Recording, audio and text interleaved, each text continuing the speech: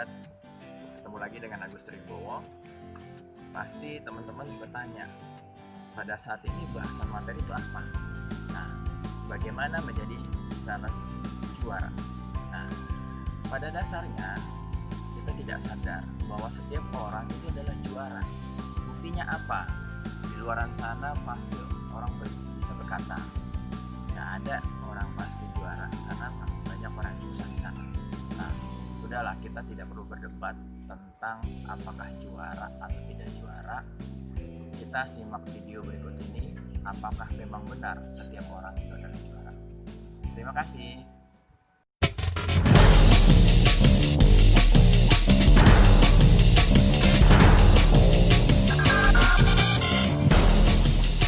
Rekan-rekan sales sekalian, kita sering mendengar dari dulu ketika kita sekolah, khususnya kita belajar biologi, kita tahu bahwa ketika proses lahir seorang manusia itu bukanlah satu hal yang mudah.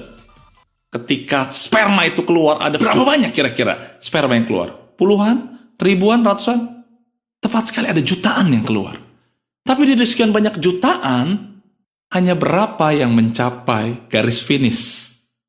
Yang menemui sel telur itu berapa banyak? Hanya satu. Bayangkan dari jutaan sperma yang keluar dari bapak kita dan akhirnya membuahi sel telur hanya ada satu. Satu buah.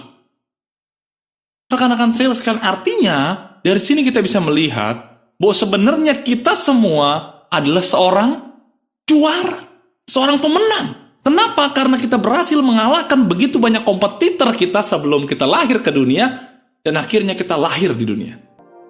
Tapi, rekan-rekan sales sekalian, kalau Anda tahu bahwa Anda adalah seorang pemenang, apakah Anda merasakannya saat ini? Apakah Anda merasakan bahwa Anda seorang juara? Bahwa Anda telah pernah mengalahkan jutaan kompetitor sehingga akhirnya Anda menang dan lahir di dunia ini? Apakah Anda sungguh-sungguh merasakan dan menyadari bahwa diri Anda adalah seorang pemenang? Tolong jawab dengan jujur sebentar. Dalam realita, banyak kali orang tidak merasa bahwa mereka adalah seorang pemenang. Kenapa hal ini terjadi, rekan-rekan sales sekalian? Kenapa ada begitu banyak orang yang kita tahu sebenarnya mereka adalah pemenang, tetapi akhirnya mereka hidup seperti seorang pecundang? Mengapa? Satu pertanyaan besar. Alasannya adalah, rekan-rekan sales sekalian, karena orang-orang tersebut terbelenggu secara mental. Mereka seperti terpenjara, bukan secara fisik, tapi terpenjara secara mental. Apa maksudnya terbelenggu secara mental? Kita akan bahas satu persatu, rekan-rekan sales sekalian. Yang pertama adalah, banyak orang yang seringkali tidak percaya diri. Dia tidak memiliki suatu kepercayaan diri ketika menghadapi hidup ini.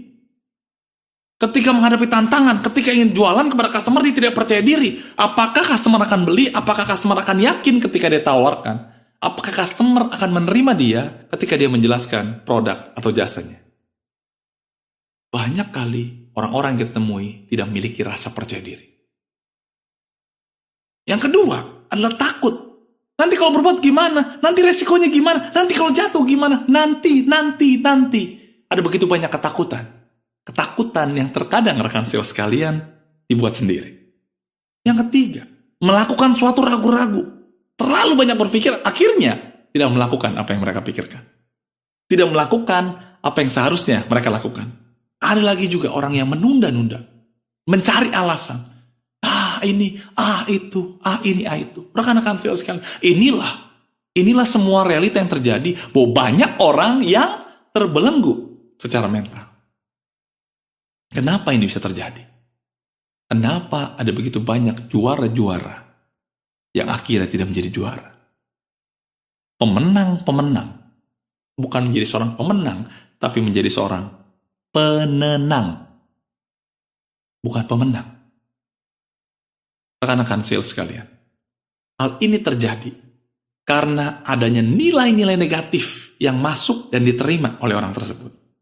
Hal ini juga bisa dipengaruhi karena budaya dan pergaulan yang buruk. Juga karena persepsi yang keliru dan mitos atau anggapan yang salah. kita akan membedah beberapa contoh yang membuat kita tidak berani dan kita tidak lagi menjadi seorang pemenang.